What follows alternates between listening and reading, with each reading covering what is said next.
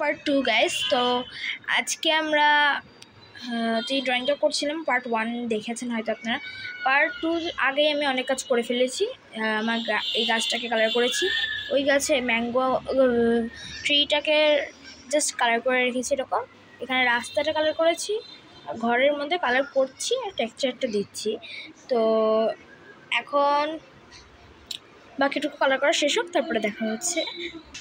তো আমি এখানে অনেকখানি কাবার কালার করে ফেলেছি, আমি স্কাই কালার করে ফেলেছি, ওইটা রুফ কালার করে ফেলেছি, এখানে পন্ড কালার করে ফেলেছি, পন্ডের সাইডে যে শুকিয়ে যাওয়া পানির অংশটা ছিল সেটা কালার করে ফেলেছি।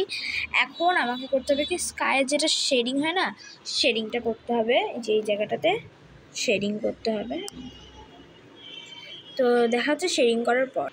सो गाइस मैं सन को कलर कर लिया, यहाँ पर ना तभी अच्छे से दिख नहीं रहा है। জাস্ট কিডিং, আমি এমনিতে হিন্দি বলছিলাম।